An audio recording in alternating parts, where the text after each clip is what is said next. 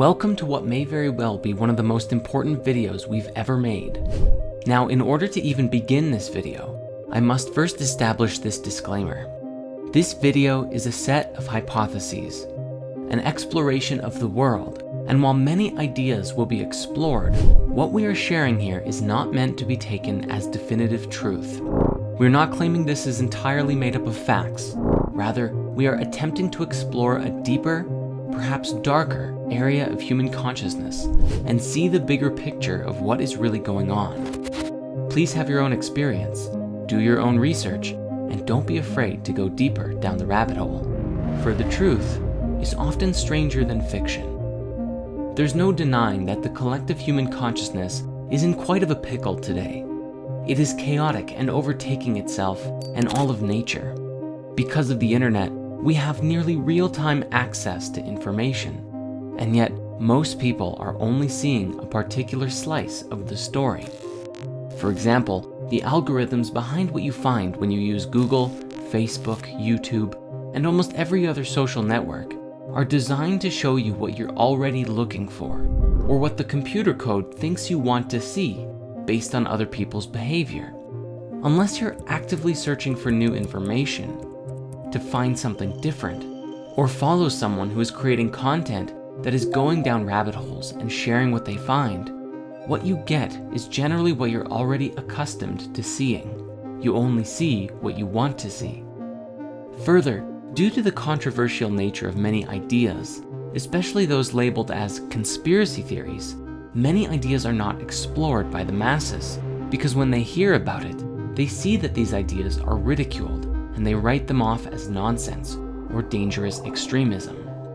Following the herd mentality makes it easier to dismiss exploring new ideas, so people can easily go along with their lives. This is critical because the ability to change one's belief changes your experience of life, and most people are happy just letting things be as they are.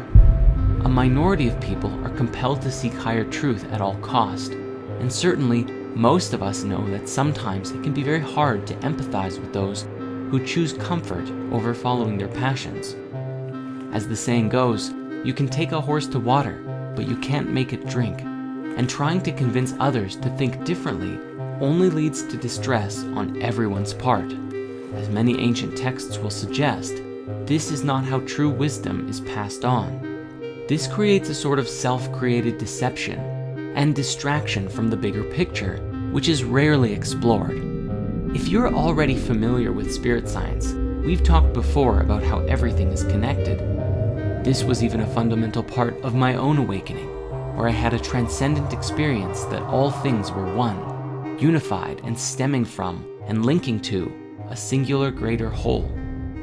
Yet today, and the struggle of human consciousness, is that most people are not seeing it, simply not looking, or not even wanting to look.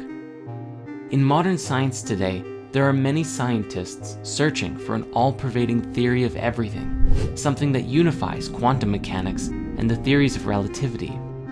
And so today, we respectfully present to you the conspiracy theory of everything. I invite you to watch this with the intention of self-reflection, for as is the nature of consciousness itself, pointing the finger and blaming others only creates more of the same cycle that we've been trapped in. Liberating ourselves from the illusion is the only way to really break free of the shackles that bind us to our lower state of being.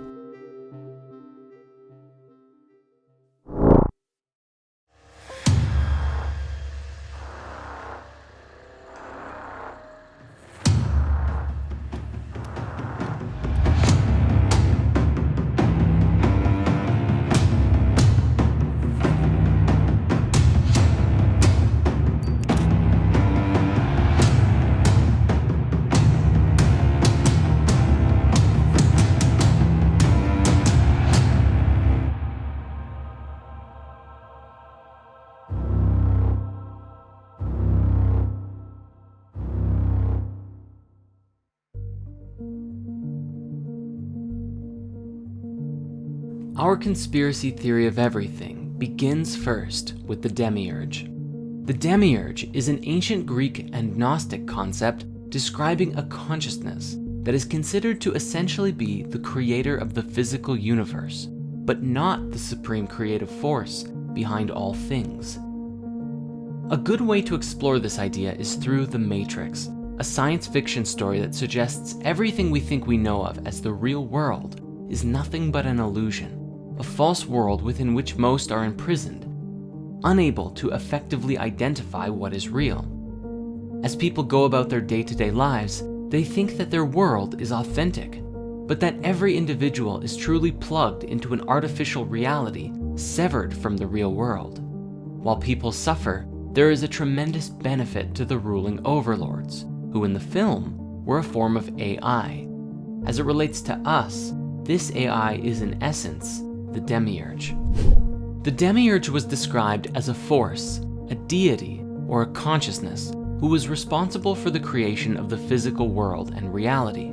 However, in a way, it had imposed itself over top of the true reality, the supreme oneness that created all things. In this, it was a false god who had assumed authority over the world, masking the living beings, namely us, from the supreme truth, the highest order of creation, and making us believe that what we experienced as real, the physical reality that we are a part of, was the true, authentic reality, even though it wasn't. Depending on the school and belief of different Gnostic sects, the demiurge was either seen as something malevolent, deliberately trying to deceive us, or something that was simply ignorant or misguided of its place in the universe and the rest of creation, which led to us becoming lost in the illusion as a result. Said in simple terms, the demiurge was the force behind the physical universe, but within our consciousness, so long as we perceived that which is physical to be real, we were slaves to the illusion of the false or at least incomplete reality. To that end, these ancient people, at least those who are part of the ancient mystery schools, believed that the physical reality was an illusion. They sought to liberate themselves from the illusion of reality through varying spiritual practices, from meditation to plant medicine ceremonies and everything in between, in order to connect with higher realms of existence and break free of the false world by finding the truth, the supreme oneness within. This is because even the demiurge and the physical universe still stemmed from the supreme oneness, and the light of truth could be found within. Known to the Gnostics as Sophia, meaning wisdom in Greek, it was the act of awakening this divine spark within us that would return us to the higher realms, which became the ultimate goal of many Gnostic schools. This is where we find the roots of enlightenment and light concepts from around the world, which teach that within this world of suffering, we can release ourselves from the illusion through various forms of mastery and self-discipline, both physical, emotional, and mental. This, of course, takes considerable effort and intention to do so. In essence, transcendent people do what is hard, and that's why their lives are easy. People in suffering do what is easy, and that's why their lives are hard. Fast forward to today, there is a tremendous volume of voices from across the internet, exploring ideas, concepts, and sharing a metric buttload of memes. But amidst the voices of the masses, we find a new concept emerging and being discussed in scientific and even some mainstream circles. An idea that proposes that the entire universe as we know of is actually a hologram or a simulation of some kind. Scientifically speaking, if we look at the cosmos from the perspective of quantum mechanics, there is a general acknowledgement that we really don't understand the universe like we thought we did. We are seeing the building blocks of the universe, the subatomic particles, the waves, behaving in ways that do not make sense in the context of classical mechanics, which reveal discrepancies in the laws of physics. Yet, the laws of physics still stand and apply in a practical sense when talking about our macroscopic world. But the fabric of the reality that we live in operates by rules that we have yet to uncover. The holographic universe seems in principle to be very much like how you might expect a movie and a projector to work in tandem. When you watch a movie, you enjoy it linearly, going through it one frame at a time. usually at 24, 30, or 60 frames per second. The stories on the screen follow a narrative of some kind, and generally speaking, there are definite laws that make up the universe you are experiencing in the film. Yet, the quantum world, on the other hand, is like being able to observe the entire roll of film timelessly at any point, which includes zooming in on individual frames, playing things backwards, forwards, the sequels and prequels all at the same time. The particles and waves that make up our reality are non-linear and could potentially imply notions of retrocausality. And while they too follow their own set of laws, they are different from the world we exist in at a macro level. Another example of this is found in computer code. What you are seeing on your computer or phone screen at any given time is a filtered projection of what is really going on underneath the surface, designed to be easy for you to interpret. Yet, under the surface of these machines, there is a computer language that is incomprehensible to nearly everyone. Languages like binary and machine code are too simple to make complex algorithms effectively in. Instead, programmers use higher-level languages designed to be understood by humans to write code that is then translated into the lower, base-level machine code and then binary at the bottom. What you are seeing when you look at your phone or computer monitor ultimately comprises mountains of ones and zeros that lay under the surface of the digital world, just like what is under the surface of our own reality. You might be familiar with the ancient wisdom teaching, as above, so below, a concept that applies on several levels, describing that which exists in higher realities is a mirror of lower ones. So as with machine code and binary, ultimately all of that computational code is equal to and actively creates the digital experience on your devices, but they are two entirely different paradigms.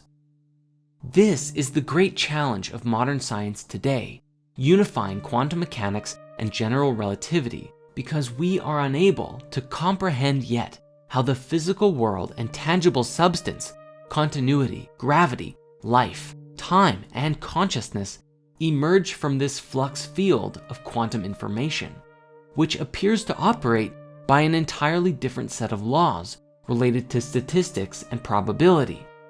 Yet, like with machine code and computers, are they really so different?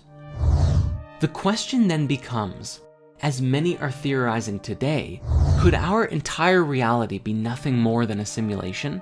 An artificial reality that our consciousness is plugged into? There are some oddities that have been captured on camera that some people believe are glitches in the Matrix. Now maybe these oddities are fake, who knows? But as an example, we do have this curious clip of a bird who is perched in midair without moving before flying away. There was also this news footage from Russia several years ago that someone caught an individual levitating on camera. But when the guy with the camera called out to them, the girl dropped down and ran away. Now again, I'm not trying to say this is hard evidence of a real-life matrix, but it certainly compels curiosity. And this is what it's really all about. Humanity living in the question, in the mystery of life. And these strange occurrences that beg us to ask the question, what is the true nature of reality? Now, on that note, I encourage you to please do your own research and go down these rabbit holes yourself and make up your own mind. In this way, you become a conduit of free thought rather than following in the herd mentality of that which has been established for you by the powers that be and society at large. Even if the laws of physics as we know them today say that this is impossible, levitation or birds perched in midair, we also know that the laws of physics are incomplete. We don't even know how to properly fit gravity into our standard model of physics, and perhaps unlocking these secrets will change everything for us. And this brings us to our primary key, where we begin with our conspiracy theory of everything, the basis from which everything to come will build off of. The demiurge is, in essence, a lesson about the illusion of reality. That the entire world as we conceive it to be is based on what we perceive with our physical senses, which is a limited experience of the totality of that which exists in the whole universe. This idea suggests that the illusion of the cosmos is incomplete, and as long as we believe in only it by itself, we too shall remain incomplete. We are living within a material universe, yes, but there is more to the cosmos than just that. And as long as we choose to believe in this limited reality, we will continue to perpetuate its existence. It is only by embracing that which we don't know and asking the right questions can we break free of the fetters that bind us. In the Emerald Tablets of Thoth the Atlantean, there is a great deal of discussion that describes the human soul as a light trapped in the veil of the night, a metaphor suggesting that the night is the illusion of separateness, the soul disconnected from the supreme oneness, or simply trapped in illusions in general. Basically anything that is not the highest truth. It is the unilluminated mind that actively creates the reality that it perceives to be real, and as such, humanity lives out its days in the dark, veiled in the illusion of one's own beliefs, disconnected from any higher reality. This was portrayed excellently in Marvel's Doctor Strange, when Stephen denies anything beyond the material universe, and then is shown a glimpse of the multidimensional nature of reality, that thoughts are things. He is shown that all of us steer the reality field by our conscious intent. But yet, as we become complacent in the creation of our lives, we give up control of the driver's seat. But then the question is, who is driving the ship? Literally anyone and everything else. Carl Jung called it the collective unconscious, the collective mind field of everyone whose thoughts and feelings influence our own very decisions and actions by the concentration of their energetic weight.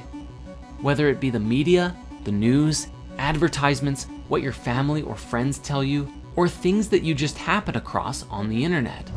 Ultimately, all of it is processed by our egos, which shape who we think we are as we disconnect further from the nature of our being. So the question then becomes, what is the truth? What is the higher reality?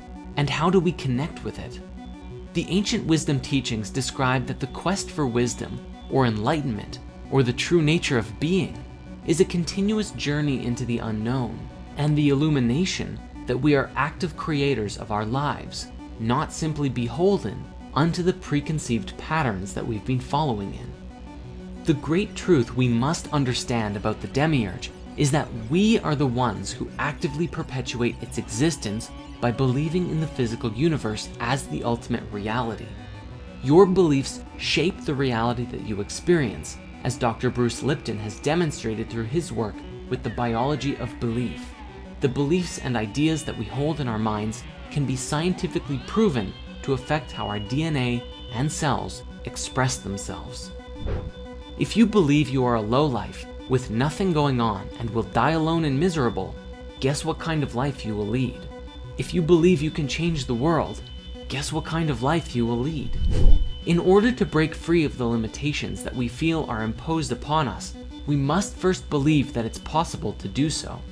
We must open ourselves to a greater truth, a greater reality, one that is beyond the demiurge, and perceive a cosmic truth that forever changes life as we know it. Yet, humanity is not paying attention to messages like this in mass, and there is a reason for it. It is a very significant and critical thing, for this one piece of the puzzle must be resolved in order for humanity to truly advance as a species and break free of illusion collectively.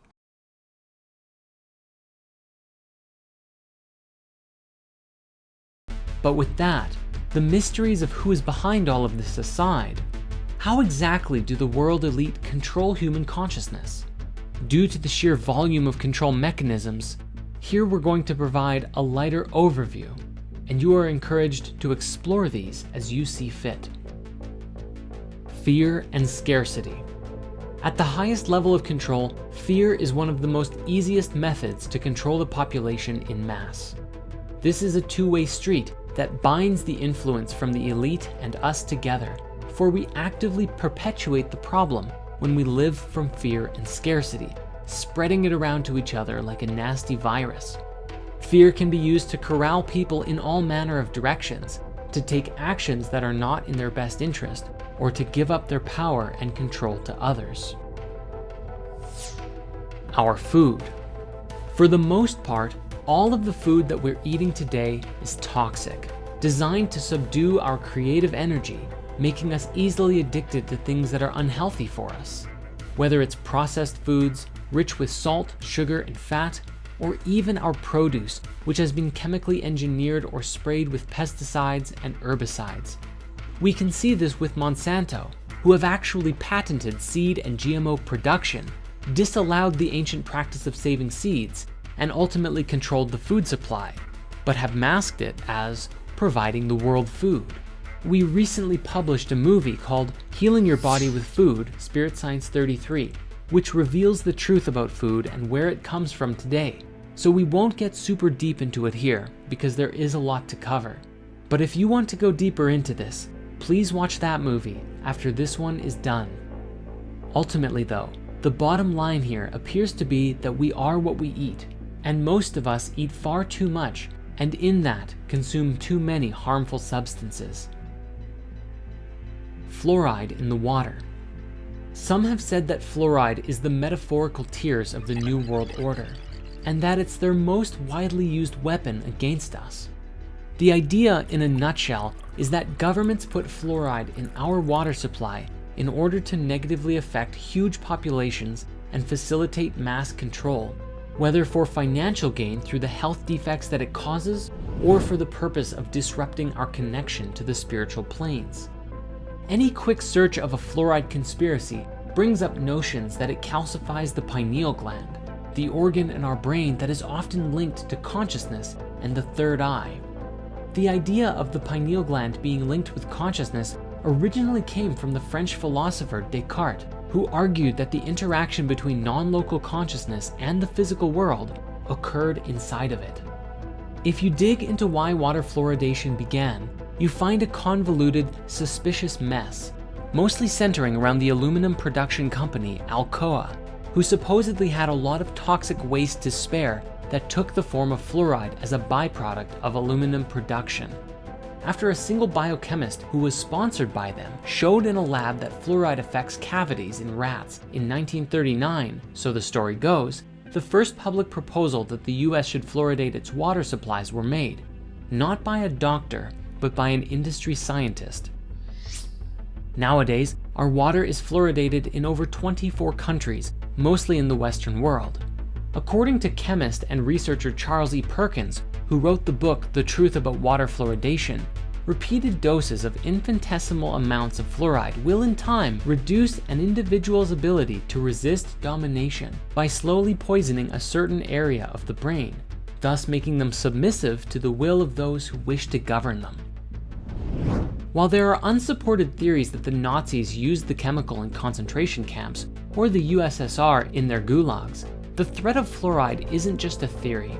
The work of Jennifer Luke in the 90s showed that by old age, the pineal gland contains the same amount of fluoride as teeth, having been calcified as we age. Further, a huge review on fluoride toxicity published by the National Research Council in 2006 reported a range of negative side effects from fluoride, including decreased melatonin production and other effects on normal pineal function, which in turn could contribute to a variety of bad effects in humans.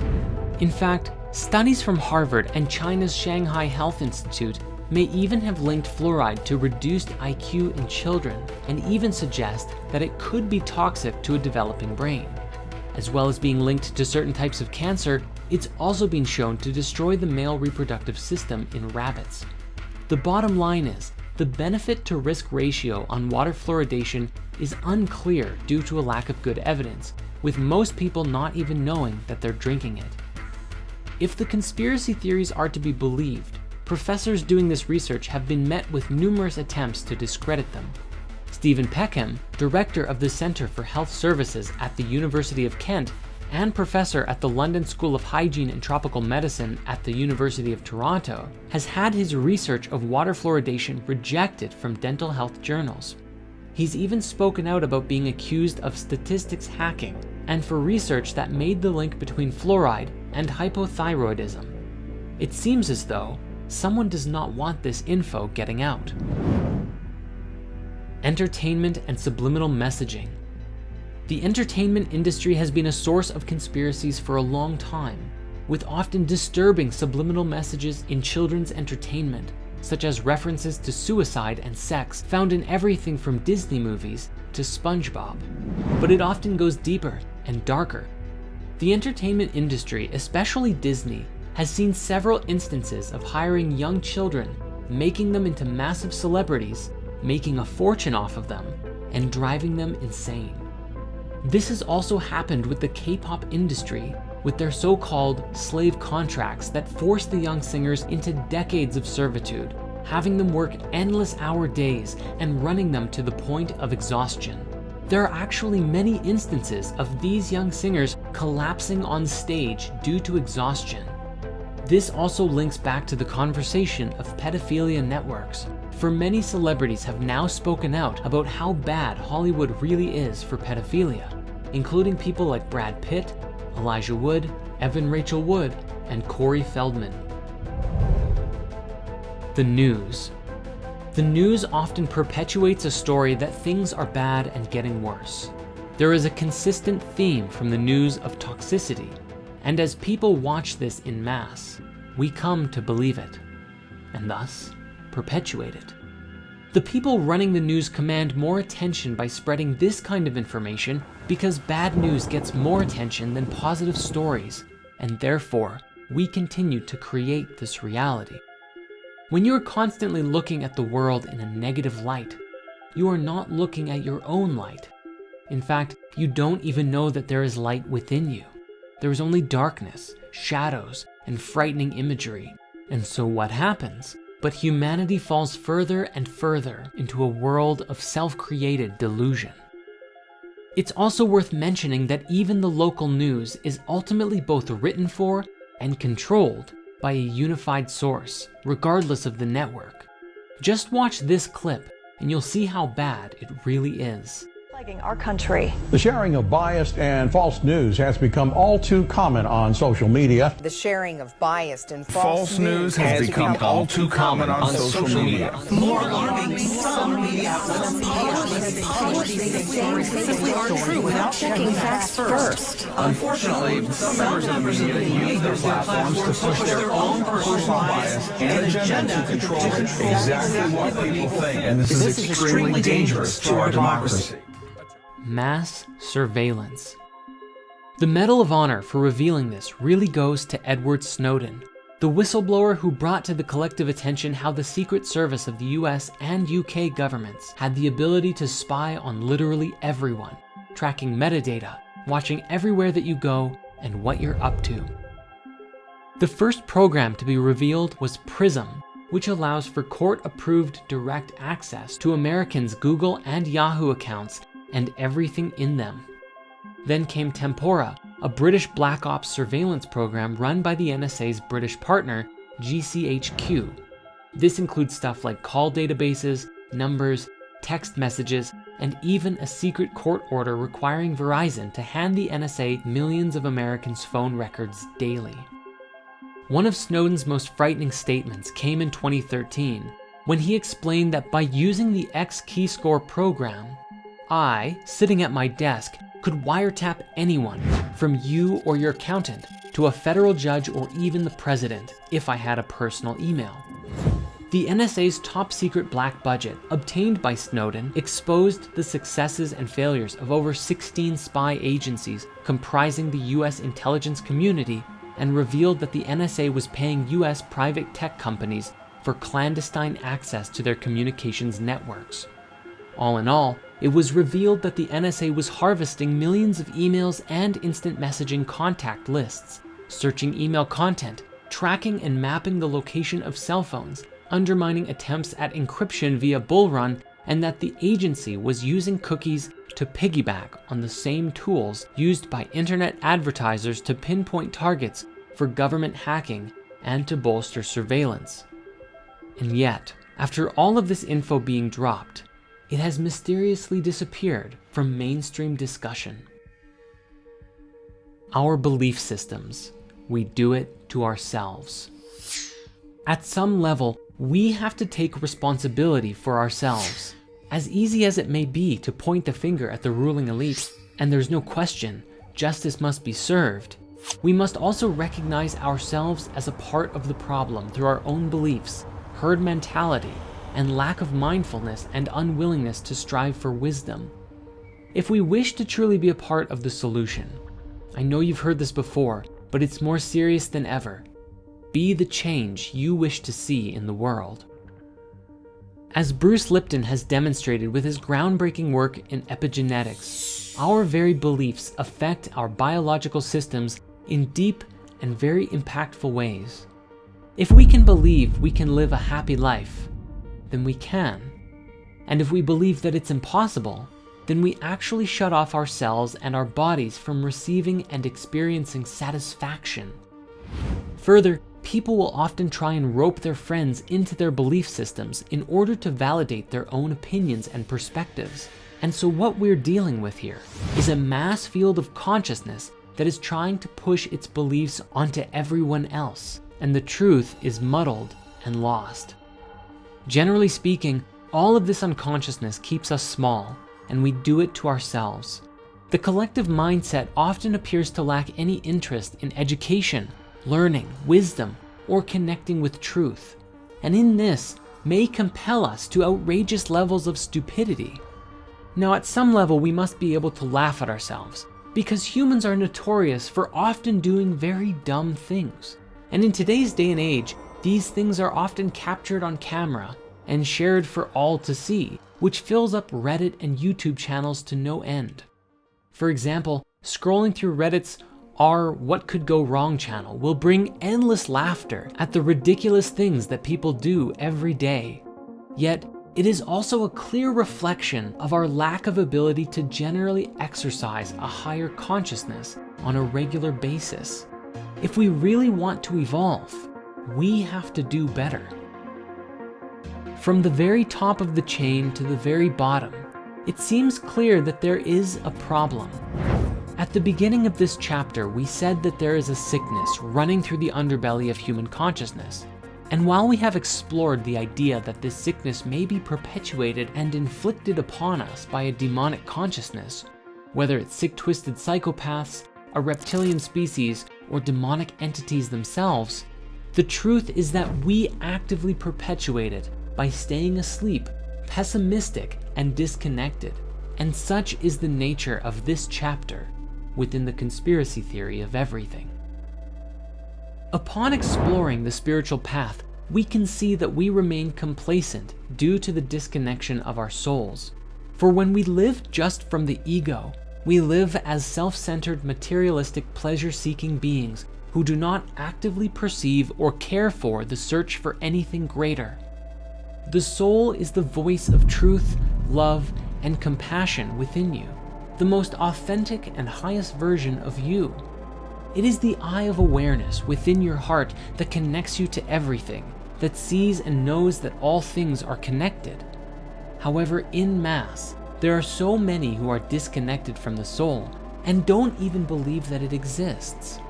Thus, ideas like this are often ridiculed and demeaned by the masses, which further perpetuates the soulless body of human consciousness running rampant. A body of ego. Obviously, this makes it very easy for the elite to control the collective mind using all of the ways that we've explored, because we are not operating from a state of higher collective consciousness. Rather, we are operating as if we are chickens with our heads cut off.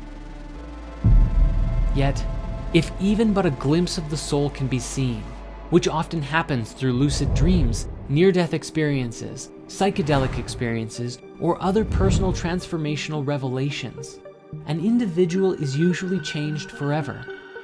It is very difficult to go back to the way things were, when you suddenly see and experience within that you are a part of something so much greater than yourself, and that your own thoughts, feelings, and actions have a direct impact on the world around you. How could you go back to being ignorant of this once you know a higher truth? We must be mindful that solving this problem must be taken from both ends of the spectrum. Those who are perpetuating the crimes against humanity, the mass manipulation, the pedophiles, the rapists, the murderers, all of them must be brought to justice. However, if we think this will solve all of our problems, we are sorely mistaken. For if we remain asleep and complacent, we remove one leader and a new one just takes its place, and the cycle continues forever.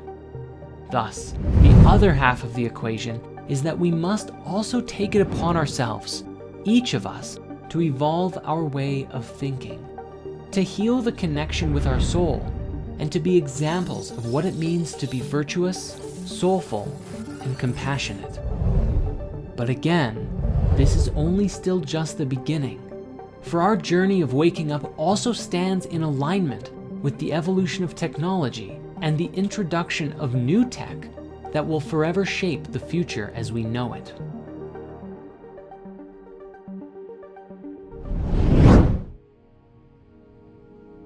The subject of extraterrestrials has mystified humanity for countless generations.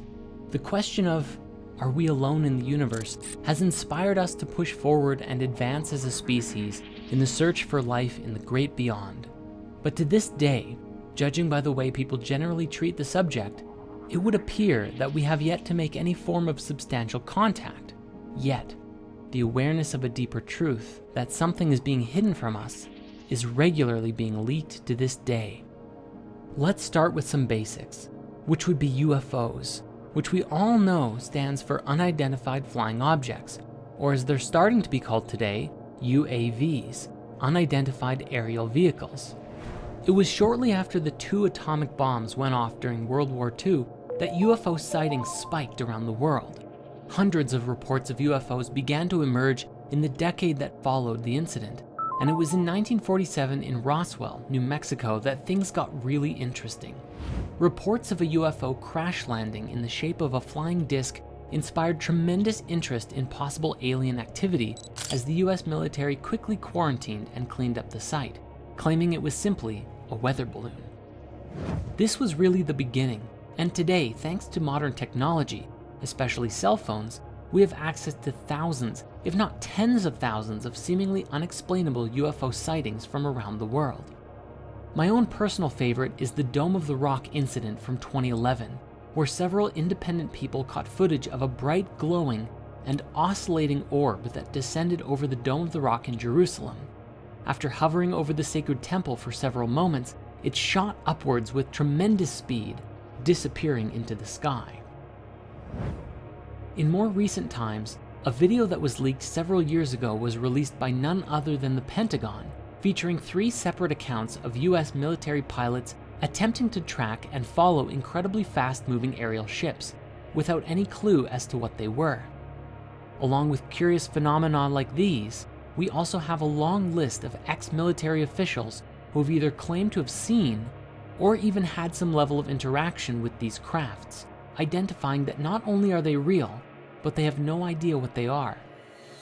One particular interesting subject in this discussion is the work of Robert Dean, a retired command sergeant major who, after that job, became a ufologist and had been very public about his experiences with UFOs and ETs up until his passing away in 2018.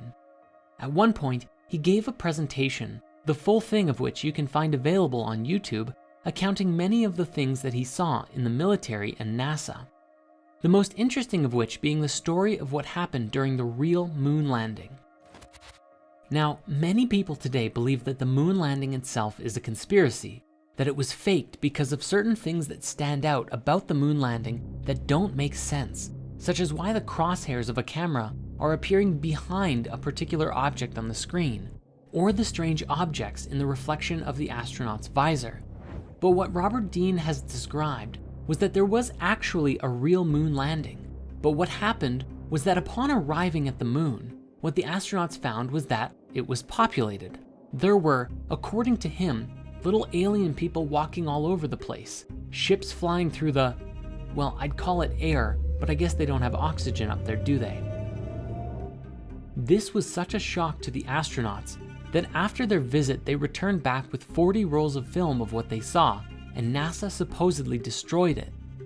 The thinking seems to be that the revelation of this truth was so out there that NASA buried the truth because of what would happen to the world if this was to get out. Now, I'm not saying that I'm in support of hiding the truth, but at the same time, think of how many religious beliefs would be shattered from this truth. How much chaos would be caused if all of a sudden, our entire global paradigm was to change in an instant. Again, I'm not saying that they're destroying the footage, if it did happen, was a good thing, but at the very least, trying to see things from every perspective. Specifically, there was an ex-CIA operative who spoke with AJ Plus at one point, and she described that the single most important thing that she learned from her time as basically a spy was that everyone believes they are the good guy. So even if this event did happen, whoever it is at NASA who controlled all of the information probably did it believing they were doing the right thing. We will return to Robert Dean at another point soon because he shared something else that was very interesting. However, first we have to discuss this. You may be familiar with a man named Bob Lazar, one of, if not the first, to come forward with inside leaks about the secret government UFO programs. He claimed to have been hired in the late 1980s to reverse engineer purported extraterrestrial technology at what he described was a secret site called S4, a site similar to and rather close to Area 51. He described that he had access to a recovered UFO ship and for several years was attempting to discover the secrets of how it worked. Lazar claimed that the propulsion of the studied vehicle was fueled by the chemical element with the atomic number 115, known today as moscovium, or E115, which at the time was named unumpentium, since it hadn't been created yet. However, it was first synthesized in 2003 by a joint team of Russian and American scientists for real. He said that the propulsion system relied on a stable isotope of E115, which supposedly generated a gravity wave after being excited by livermorium, element 116, during proton bombardment. He argued that the decay products brought about by the reaction between the two elements would include gravitons, a hypothetical quantum particle that is thought to be responsible for gravity. In his new Netflix documentary, he used the analogy that the craft is kind of like a bowling ball. If you were to put a ball onto a piece of fabric or your bed sheet and then proceeded to push down on the areas around it, the bowling ball would fall forward into the bends and gaps that you create around it. In this way, the craft would kind of just fall through space by distorting space-time around it, like in a continuous rolling motion. This is what allowed the vehicle to fly and to evade visual detection by bending light around it. He said it levitated silently, and when it was activated, he was unable to even put his hand on it because the force would repel his hand away like a strong gravitational field. According to intel that he received while at S4, the ship, which was one of 9 that the military had access to, was originally from the twin binary star system called Zeta Reticuli and had belonged to the Greys, which are the most common visual of aliens that we generally see today when you think of what an alien might look like. We even have an emoji for it. He also explained that the way that the military worked was so secretive that they wouldn't even let the various divisions studying the craft to communicate with each other, so progress on reverse engineering the technology was very slow. While one group would be working on controls, another on propulsion, and another on, well, you get the picture. But due to this isolation, they wouldn't easily be able to identify how the different parts of the ship were interconnected and worked together, and thus reverse engineering became very difficult. This was especially challenging because supposedly the ship was entirely interconnected. There weren't really any moving parts. It seemed to be one singular solid object. The seat and floor and panels and walls were all one singular material, with no sharp edges anywhere, an entirely different kind of machine than anything we're used to today. Now, after Lazar came out publicly about this, his life fell apart. Many people quickly looked into his life and found that he seemingly never had any of the education degrees that he claimed to have had. Yet, upon deeper investigation, documents stored away in his old university proved that he was telling the truth. Bob explained that after he came out publicly, he received a phone call from his ex-employers who said, "Do you have any idea what we're going to do to you now that you've done this?" And for many years, Bob suffered as much of his past was erased, and he was made to look like a fool in front of the masses. Now, Bob's story is a very interesting one. My highest recommendation is checking out the documentary he created with Jeremy Corbell called Bob Lazar, Area 51 and Flying Saucers, as well as the Joe Rogan podcast that they appeared on, where Bob goes deep into the story of what happened and what he learned. But Bob isn't the only one to come forward with some fascinating stories, and this brings us to Dr. Stephen Greer, who founded the Center for the Study of Extraterrestrial Intelligence, or CSETI, in 1990 to create a diplomatic and research-based initiative to contact extraterrestrial civilizations, along with the Disclosure Project in 1993, a research project devoted to disclosing to the public information that the government and military supposedly have had regarding the existence of UFOs and ETs. The organization claims to have over 3,000 confirmed reports of UFO sightings by pilots and over 4,000 proofs of what they describe as landing traces, evidence of UFOs landing on the Earth and leaving behind a sort of electromagnetic signature.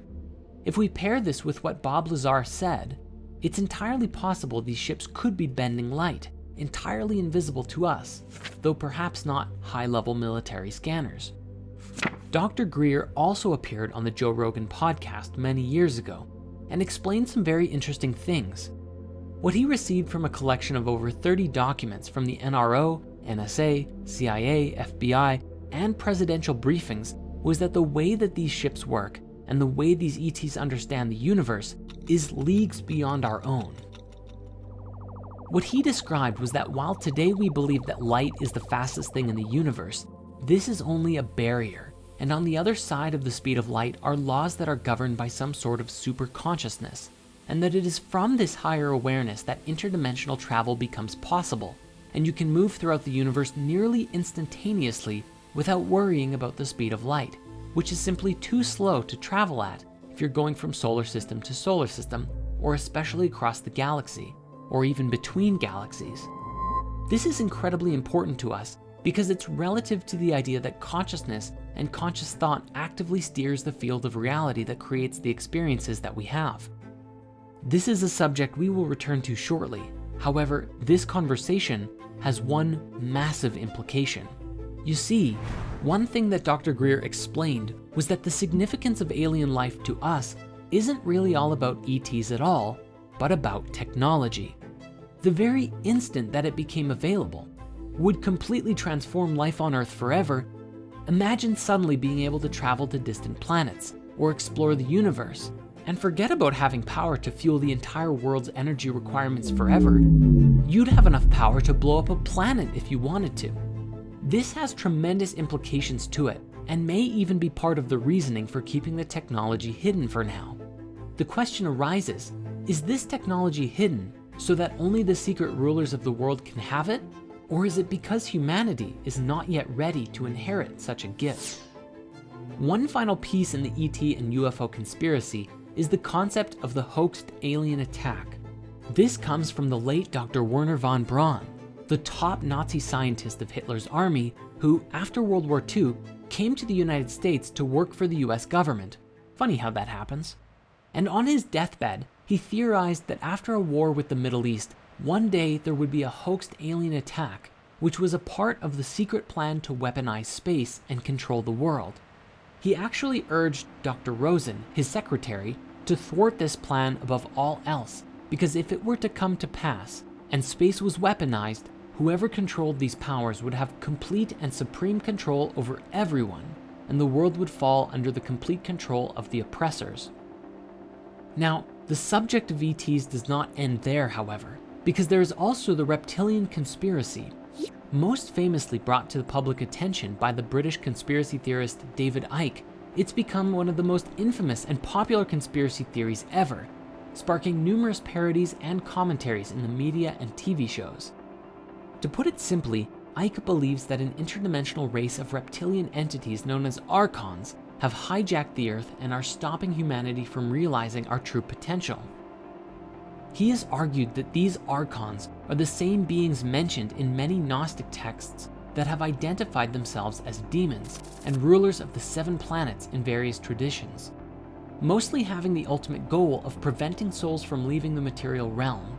He claims that because of this, they have gone by many names throughout history, including the Anunnaki from Sumerian myth and the Watchers and Nephilim from the Book of Enoch. He argues that human sacrifice to the gods in the ancient world was actually for the reptilians' benefit, especially the sacrifice of children, because he tells us that at the moment of death by sacrifice, a form of adrenaline surges through the body, accumulating at the base of the brain, and is apparently more potent in children, something that is today reminiscent of adrenochrome.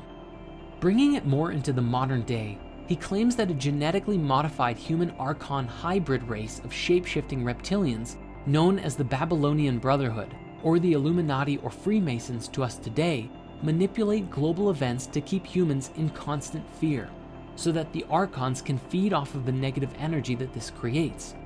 Now, he has also claimed that the members of this secret elite are descended from reptilians coming from the Draco constellation. He stated that the reptilians come not only from another planet, but also another dimension, the lower level of the 4th dimension, which he calls the astral plane, the one nearest to the physical world. As of 2003, when his books originally brought this theory out, he said that the reptilian bloodlines include all American presidents, 3 British and 2 Canadian prime ministers, several Sumerian kings and Egyptian pharaohs, and a whole bunch of celebrities. Remember when that article went viral about how Justin Bieber supposedly turned into a giant reptile in front of everyone? Some of the most prominent bloodlines are said to include the Rockefellers, Rothschilds, various wealthy European families, and established families of the eastern United States, and the British royal family. In fact, he said in numerous interviews that he saw former British Prime Minister Ted Heath's eyes turn entirely jet black while the 2 men waited for a Sky News interview in 1989.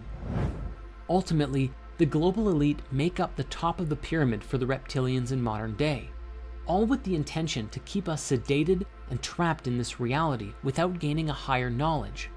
At the top of the global elite are what Ike has referred to as the prison wardens, who oversee us in what is, to them, just a prison world. Along with the New World Order, their main goal is apparently to create a microchipped population, a one-world government, and a global Orwellian fascist state, a brave new world, which he claims will be a post-truth era where freedom of speech is denied. And how are they planning to do this, you might ask?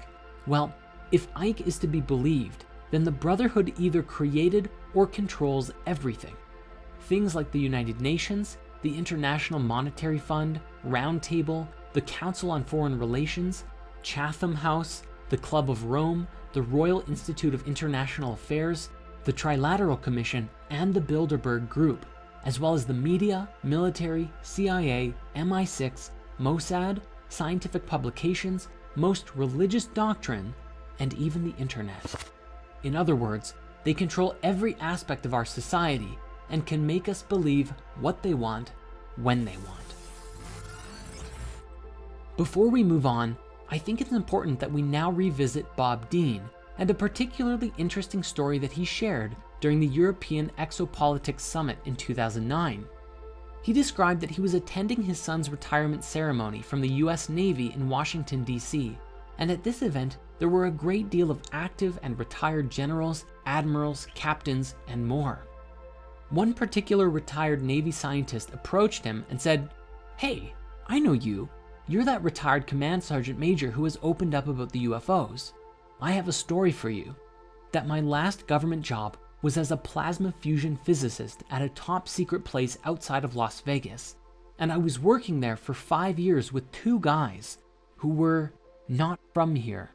They were from somewhere else, delightful people supporting us in figuring out plasma fusion, which equates to infinite energy forever." The man said, "After a few years of working with these guys, I approached one of them and asked, okay, what do you really think of us, humans, as a species? And the alien said, well, since you've asked, we think you are a primitive, savage, and dangerous race. The other alien who was listening in then leaned in and said, and you also smell bad. And he explained that it's not really about our bodies, although yes, we have polluted our bodies and the earth to a wild extent, but that we also have a psychic odor about us. Our thoughts and feelings are so negative that other higher species find it terribly offensive. While this story is actually kind of funny, it's also something that we should take very seriously. According to the reports and expressions from many whistleblowers, the other species who are interacting with us are actually mostly benevolent, and if we can really listen to what they have to say and do some meaningful self-reflection, it may just help us to clear out our own negativity, release ourselves from any reptilian or other controlling influences, and put us into a position to meet some really cool otherworldly species.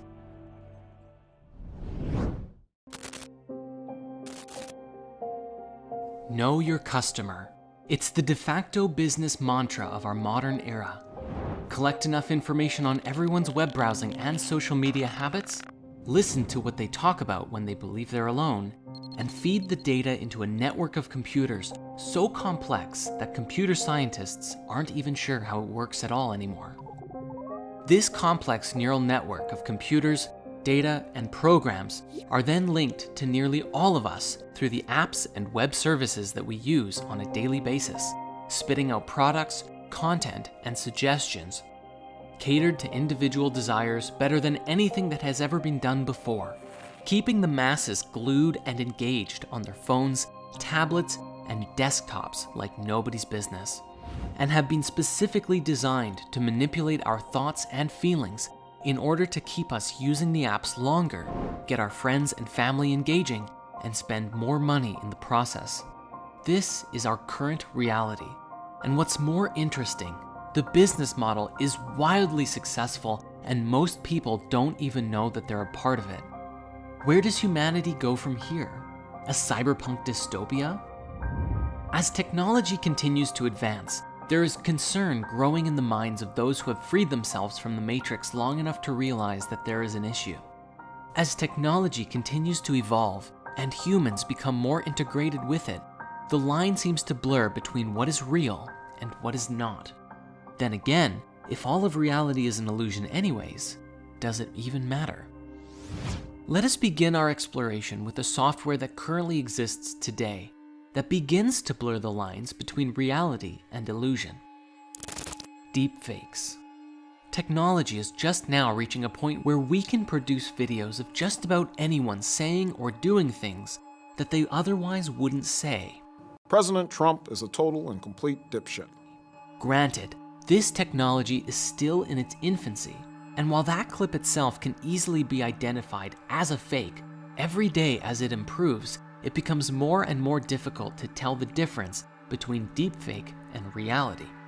Even today, it's being used in nefarious ways, including making porn videos of celebrities by taking their faces and applying them to other bodies.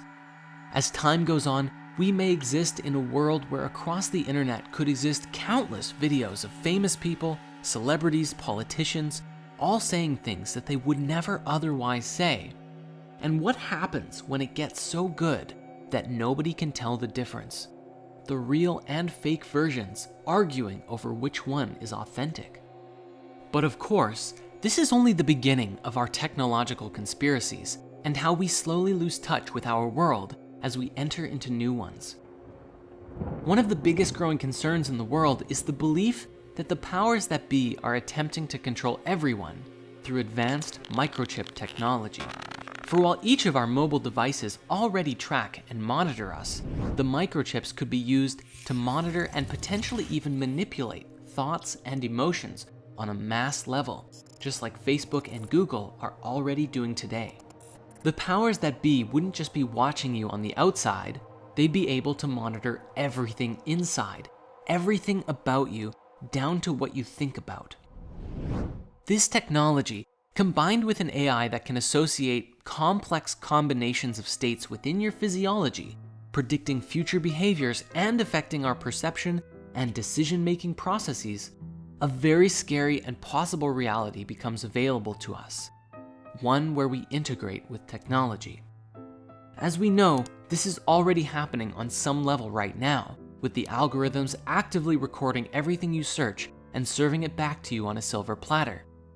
This, however, would be a far more invasive integration, and what's even crazier to consider is that people would do it voluntarily. You see, very few people are going to just allow this technology to be embedded in their bodies just so that the government can monitor them. Rather, just like with cell phones today, the microchip will be a no-brainer for people who are willing to receive the benefits of this tech. And the exchange? Intimate access to your personal information. Everything you see, think, feel, touch, taste, and so on. But what kind of benefits would there be? Well, at the earliest level, which Elon Musk has already announced with Neuralink, is that by connecting a very few tiny wires directly into your brain, they could theoretically overwrite neural patterns of depression, anxiety, and even help heal spinal problems, among other things. But in the grand scheme of things, and with a great deal of innovation, where this technology seems to go is into the realm of having a sort of telepathic link to the internet. When you have a question, instead of pulling out your phone and searching for the answers on the internet, you can access all of the information instantaneously about anything that you want. For others with the implant, you may find yourself connecting to others in a pseudo-telepathic kind of way, where your thoughts and feelings could be personally shared with others in real time, communicating beyond words, but with a language of images, pictures, and even sharing experiences. This would allow you to connect with others both mentally and empathically as well, which could bring people closer together. This would fundamentally change the education system too, for who needs school when you have instant access to every bit of information known to mankind right there in your mind? This chip could theoretically support you in downloading information thousands, if not millions of times faster than reading or watching documentaries. Much like Neo in the Matrix, downloading a lifetime worth of fighting techniques and becoming a kung fu master in a single day, this level of integration could be possible with this kind of technology. Imagine if you wanted to become an amazing artist or learn everything there is to learn about programming, quantum mechanics, or even becoming a professional accountant or lawyer. So why not just spend an afternoon or evening downloading and installing courses directly into your mind? You could theoretically condense 6 years of intense university studies into a weekend and have the exact same level of knowledge, or even greater knowledge, compared to someone who took the time to learn it the old-fashioned way. And as more and more people integrate with technology, it may even lead to a collective hive mind, where everyone's own brains become processors for a collective consciousness shared amongst all integrated people. On the one hand, it's very much like the Borg from Star Trek, but on the other hand, it seems to relate with many ancient writings, such as the Hermetic texts, as well as ideas that people like Stephen Greer have put forward. The idea that there is only one consciousness, and while all of our bodies appear separate and perceive disconnection from one another, ultimately, we're all sharing the same consciousness within the source field. The advent of this kind of technology would have earth-shattering implications for all of us, and life would never be the same. A sense of personal boundaries and privacy disappears as we become more open and interconnected in mind and body. But again, as wonderful as some of these ideas sound, the conspiracy remains. Who programmed the AI that links into our minds? And much like Facebook and Google operating today, would this mental tech dissolve our personalities, losing our individuality and making us more like robots?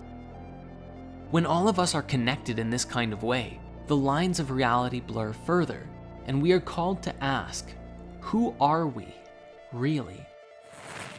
Yet the microchip technology is really only the beginning for how we might connect through tech, because where things could go are directly into the realms of something straight out of a sci-fi movie. Let us start with some rather inconspicuous innovations that could change the landscape of the world in a massive way. Perhaps one day, let's say scientists and engineers complete a prototype for an artificial eye for blind people. One simple surgery, and it's a miracle. People who have been blind their whole lives suddenly have the gift of sight. But it won't stop there though.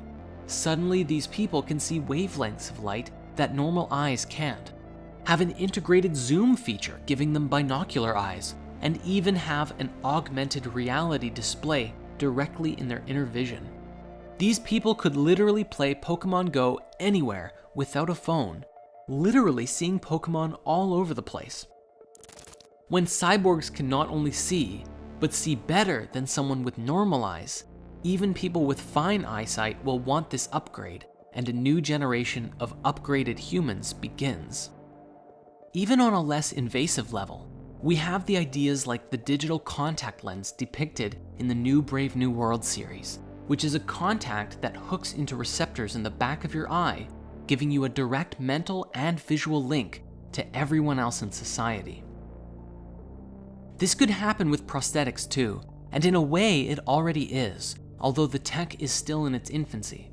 If someone loses or breaks their legs or arms in a terrible accident, they can one day get bionic limbs that are more powerful and capable than any normal body part, giving them super strength or super speed, at least up to the limits of what the rest of the biological body can handle. When this tech is available, of course some people will opt to have their arms or legs replaced by bionic body parts. This may even be especially popular in top secret super soldier experiments done by militaries of the world, if they're not already doing it. Ideas like this have also been made popular in pop culture, such as with the cyborg in Treasure Planet or Ed Elric from Full Metal Alchemist. But speaking now to integrated experiences, let us shift our focus for a moment to consider VR. It's not impossible to think that something like the Oasis from Ready Player One could be right around our doorstep, a massive multiplayer online universe that puts you into the experience through VR technology. This could, and likely would, lead to a form of mass exodus from real life, as people begin shifting their lives into this digital realm. Why go to work in an office when you can work from any conceivable place in the universe? And then instead of spending time with friends at the bar after work, why not go hunting dragons together? Instead of playing racing games on your iPad, why not go and actually experience a race yourself? Completely immersive, yet safe from the comfort of your home.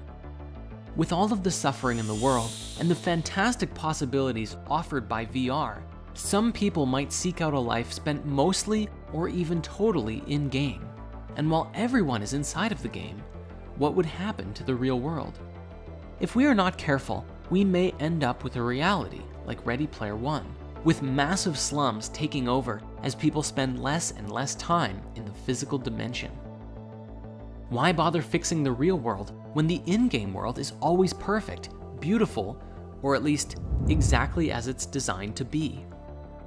But even this is not the end, and the lines around what is real begins to blur until you can't even see the line anymore. One day, it may even become possible to transport your entire consciousness into a game. This concept was demonstrated powerfully by a show called Sword Art Online, in which a VR headset allowed individuals to leave their body behind as they enter into an entirely virtual reality. Your body is unconscious, you're not even aware of it, and you experience reality as if you are physically running around in Azeroth or Minecraft, Hyrule, or literally anywhere that you want, as anyone that you want. Recently, this idea was also portrayed in an episode of Black Mirror, with a next-level VR headset that is just a little disc that you put on the side of your head, and it transports your consciousness into a video game. As you enter into a world where you can literally do anything, like fly, use magic, go on epic quests, or even just spend an entire summer fishing by a beautiful lake in paradise, the question becomes, why spend any time in the physical world at all? Do you want to have a super powerful body? Or a super sexy one? How do you want your face to look? You can customize it to your liking freely. Since this technology would connect directly to your brain, it could even stimulate sensations like getting drunk, taking psychedelics, or rewiring your thinking patterns to be however you want. If the only concern of having to unplug is eating and going to the bathroom, then undoubtedly someone will create a technology that makes it so that that isn't even an issue, and you will truly never have to leave. One might also wonder exactly what would happen to your physical body if you were to rewire your consciousness and brain inside of the game world. Would it change your body appearance at all? A mass exodus from the physical world would create tremendous changes within humanity, as part of the human race strives to live in this new world, and another part rebels against it, or simply cannot afford to play the game. Further, once brain integration happens and mass data is collected on people's reactions to certain stimuli or events, the artificial intelligence could skillfully filter and alter your perception in reality, or completely guide your experience in VR so that you rarely, if ever, have a desire to stop using it. All this technology, especially putting your consciousness into a game, will at some point give the game creators an awareness of everything about you, your thoughts, your feelings, your choices, and it would allow anyone with the know-how to monitor you on a very intimate level. And yet, most people will probably skip past the 50 to 100 pages of terms of service and press accept anyways, because the ability to shoot fireballs and fly is waiting for them on the other side of the sign-up page. And seeing the pinnacle of all of this together, as humanity grows and becomes more advanced and can even create an entirely robot body, if we can transfer our consciousness, our thoughts and memories into a machine, then we could exist with a robot body just like Ultron himself. When that day comes, we will be forced to ask, what constitutes a human being? Now, to some people, this already sounds amazing and can't wait for the future. However, the conspiratorial aspect of this comes in the form of a question. As we step into the next 100 years of change and beyond, who is really running the show? The foundation of the internet as we know it is rooted in algorithms beyond anyone's understanding, designed almost entirely for the purpose of profit and marketing. Who controls these algorithms? Who dictates what we see? Currently, our attention is essentially open to the highest bidder. But is it possible that the AI itself could take us all over? And if we are integrated into this collective mind, is it possible for someone to simply decide what we think and feel? Even when the internet was in its infant stages, people were fantasizing about free and open access to information revolutionizing the world. And while that tech did become available, social media has also come to the forefront and allowed some of our worst primal instincts like tribalism and manipulation to resurface with greater strength than ever before. To go deeper into this, we must acknowledge that we're all responsible for our own behavior. But as far as social media is concerned, how we use this technology is also beholden to those who created it.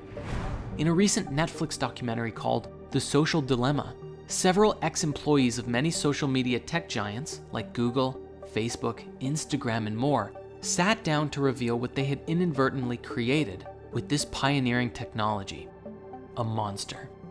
They explained that they have created a world in which billions of lives are affected by the decisions of a small number of programmers, a social reality in which, through the way that the apps and software work, it facilitates very small and subtle changes in the way that people think and feel. It's so subtle that you don't even know it's happening, but the result is that most of us end up living inside of a delusional bubble, seeing only the content that we're already exposed to seeing. And this software can even help us create negative responses to people who believe anything different than us. The technologies, they explained, are designed specifically to get as much engagement out of you as possible, to get you spending more and more time and then more money just by browsing these social media sites. Really take a moment to think about that. Every single thing that comes up on your own social media feed was put there by an algorithm that was trying to get you to keep scrolling, to warm you up to spending money with an ad, or continue to foster engagement by connecting with other people and bringing them back to the app too.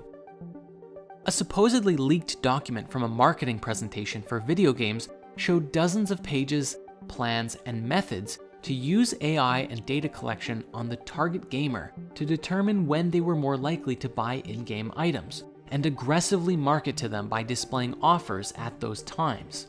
Audio captured by the devices revealed to the AI the gender and mood of the player, and found that Wi-Fi signals could reveal their location, such as if the player is in the car or in their bedroom laying down. The AI would also pick up mouse movements and typing speed, revealing levels of engagement, determining how best to serve these ads to the individuals. All of this data is fed into the AI and analyzed by the marketing team to exploit human psychology for the sake of selling virtual goods. The presentation goes as far as using voice tone analysis to determine when players are slightly, moderately, and severely depressed, and then reduces the use of emotion-based advertisements and switches to logic-based advertisements, which were shown to be more effective in a depression. You can imagine what other tactics they might be using, and combined with their ability to manipulate the game to influence your state once you purchase more from their store, well, we weren't kidding when we said technology can be used to control us. Even if this presentation was fake, everything mentioned in it is well within the demonstrated power of AI today, and if it hasn't been integrated yet, you better believe that someone is working towards it. One singular and perhaps most critical questions we can ask ourselves in relationship to this new technology is, what is truth? How do we define and collectively agree on truth? Specifically, if we live in a world where no matter what you believe, you can always find support or evidence for the argument and perspectives that you hold. Want to believe the earth is flat, round, or hollow? You can find ample evidence for all three. Are you left-wing, right-wing, extreme center? It doesn't matter.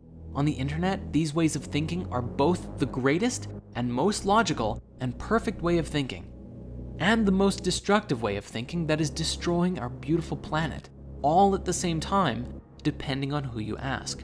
Thus, the question of truth becomes a pertinent one. How do we, collectively as a species, find truth together? This is a question that we will revisit further down our path. Regarding the modern news and entertainment industry, we already know that the masses are manipulated daily to think and feel and respond in certain ways. And with the insights offered in the social dilemma, it seems as though our social media is also encouraging us to begin behaving in hive mind mentality. This technology appears to cause us to stop becoming unique individuals and become just a cog in a massive machine. And this is where there's a pending issue with the integration of technology. What's to stop the AI from changing the nature of your being based on who's advertising to you in any given day on a deeper level than ever before? In the world today, as people have negative responses to news or events, this fuels more negativity around the issue. Not to mention, the news actively fuels more negative press and stories on a daily basis, so that even if there's a lot of good in the world, the negative stories always seem to get more attention. Conspiratorially speaking, there is more and more evidence that shows that consciousness actively steers reality, that our focus and what we focus on dictates what kind of life we experience. People with hope for the world are driven to create things, but people who focus on all the negative stuff in their life generally have more anxiety around things that happen and become stuck in their own fear. The coronavirus pandemic was a great example of this, as we saw mass divisions from people wearing face masks and generally being scared of potentially spreading this thing, and those who just relaxed into the quarantine and said, all right, we're here, and I'm going to use this as an opportunity to create some meaningful change, at least in my own life. And they did. If Facebook and Google are steering the mainstream narrative, then they ultimately have a massive influence in the direction that society goes. They could design their systems to create peace and prosperity in the world, but their core focus is profit, which is good for business. So why would they change their business model? This couldn't have been made more evident by a personal quote from Mark Zuckerberg, founder of Facebook, who actually said, What's good for the world isn't necessarily what's good for Facebook. Yes, he really said that, and he owns one of the largest companies in the world, influencing the lives of billions. Even if humanity was connected digitally with all of this access to information, such as consciousness integration and all that, unless you were actively looking to download and install books and wisdom into your mind, it's all too likely that the focus of our collective mind could be hijacked by advertisements, entertainment, or other things. The exact same as how we are constantly distracted by social media today, and this could even be used to steer our species in the direction of whoever or whatever was pulling the strings. At this point, it almost appears as though this kind of technological integration is inevitable, and if you're conflicted about it, you're not alone. On the one hand, the ability to read every book you ever wanted to in days, or learn more about yourself and the universe in such a short time, or master kung fu, is very appealing. On the other hand, if your mind can be controlled or even forcefully steered in any direction by someone else, then is that really a paradigm that we want to be a part of? I imagine that there will be some big turning points for our species in the journey of development of this technology. But if we can learn to do this in an open source way that allows each and every individual their own sovereign right to freedom of thought and feeling, and actually choose what they share with the collective mind, well, I don't know. I'd be curious about the potential outcomes of this. The silver lining we have going into this is how the process mirrors what the internet of today brought us, good and bad. If we can learn from our mistakes and take that wisdom at a large scale into the new paradigm, we have hope. Even if its temptations still clutch the majority of people, a select few can guard the light and guide others into an enlightened cyberpunk reality. You can start practicing right now by being mindful of how your relationship with social media truly affects your life and the lives of those that it connects you with, and hopefully pass that wisdom on to future generations. If a great positive shift doesn't occur, we will forever be destined to repeat our mistakes on greater and greater scales until we finally do.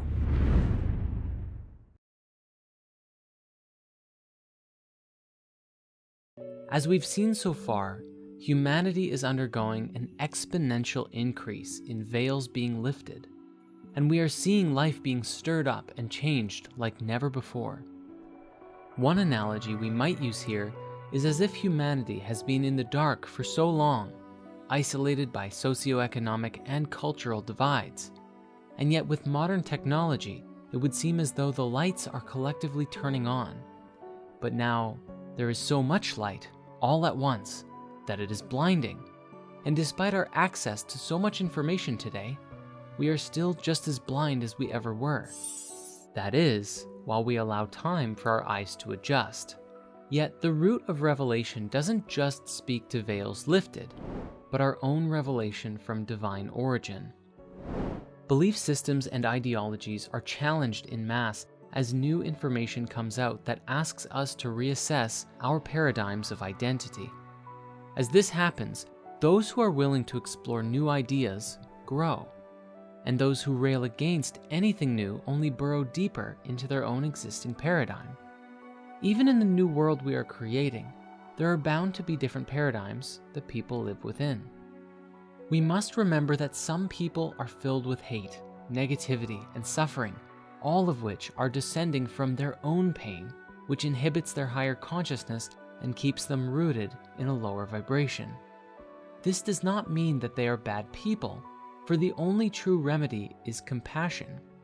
No matter how far disconnected from their soul someone may be, they can always come back to the light. However, the only way for this to take place is if they genuinely want to, for unless someone seeks their own salvation, they will never end up finding it. Thus, it doesn't matter if someone spends their time living in a VR reality for years, abuses their bodies, or even in some future reality travels throughout the universe. All paths through life can be taken, but only one path leads to the liberation of the soul. This is the path within. May this be a lesson for all of us too, for if we are afraid of the darkness within us and others, and we attempt to quell it by attacking it with anger and hate, then we lessen our own vibration and reduce ourselves to the same state of consciousness as that which we are fighting against. Evil begets evil, and in the words of a wise Jedi Master, fear leads to anger, anger leads to hate, and hate leads to suffering. Hence, the true solution to the salvation of humanity, or the reconnection of our souls as we discussed so long ago, is through genuine and authentic compassion. By elevating our own consciousness to such a degree that our light radiates to those around us, and we become instruments of sacred transformative change by the goodness that we embody. And while this may sound to some like spiritual woo, the discoveries around this today have the power to radically change everything we think we know about both science and religion. These discoveries speak to a deeper, basic, and more intrinsic understanding about the nature of who we are and our place in the cosmos, as well as the abilities that we have and may inherit. Speaking to the nature of consciousness itself, these discoveries are so paradigm-shattering that life on Earth as we know it will never be the same once the knowledge becomes commonplace among the people of the Earth. That is, if it's ever allowed to get there. For a long time, our perception of spirituality has been governed by the religions of the world, and our perception of the universe and the nature of life has been governed by science. Movies like Zeitgeist outline and identify ways in which the religious institutions have monopolized people in a myriad of ways, while others today, such as Dr. Rupert Sheldrake's The Science Delusion, demonstrates how science has been used to shepherd people into a mindset, keeping us locked into a paradigm of physicality and nothing more. Further, these two voices of science and religion have been at odds for a very long time, sharply criticizing one another, or otherwise outright refusing to acknowledge each different perspective, or their many merits and wisdoms that they bring forth. Despite this, today new revelations about the nature of consciousness stand to shatter the illusion of separateness, destroy the dogma we've clung to for so long, and give us a foundational blueprint to create a new world for ourselves. Truly, it's how we can create heaven on earth. All that's required is our complete participation. One example of this is found in the work of Dr. Bruce Lipton with The Biology of Belief, which explains with profound scientific logic that our beliefs and self-identity are a product of our environment, and that as we think it, so shall we become. His work describes that if we spend our lives believing that my family had a hereditary disease, so I'll get it too, you are consciously and subconsciously programming your body with signals that will facilitate you creating that outcome. And of course, this belief and others can come from our parents and family or the environments that we expose ourselves to. When we look at all of our childhood programming together, we find today a mashup of countless different media programs and entertainment, news stories, passed down rhetoric and ideas that we received from friends and others around us. Who we are today was shaped by the world, and while many of the lessons that we received growing up were good and valid, many others were simply long-held beliefs that have been passed down for generations, yet may not hold our highest interest at heart. These beliefs shaped our perspective of the world, and in that, how we behave and act, which leads us to create our destinies. As it would seem, many of the belief systems we hold on to disempower ourselves from being able to live our lives to the fullest. Further, many of the largest industries today are built upon previous paradigms, and so their continued growth means the limiting of this new understanding. For example, we return here to the pharmaceutical industry. If you help someone cure their depression, it's very difficult to justify charging them thousands of dollars a year for a prescription. It is far easier and much more lucrative that their depression or illness will be with them for a very long time. We must understand that the environment has played a very significant role in the creation of our collective reality. even from the moment that we were conceived, and all of the experience that we've had since birth. And while birth defects do exist, Bruce's research says that 95% of people have perfectly fine DNA and can change how their genes are expressing themselves if they will it so. For some, this may be easier than it is for others, but it's very empowering research nonetheless. If we can change the signals our bodies are receiving, the thoughts and feelings we tell ourselves and receive from others, the places we live, the music we listen to, the food that we eat, the entertainment we watch, all of these aspects will play a role in reshaping our lives by influencing us from surface to very deep levels. As Bruce's work suggests, it doesn't matter what ails you. If you can address the root cause and provide yourself with a stimulus of a higher vibration, there is nothing that you cannot heal.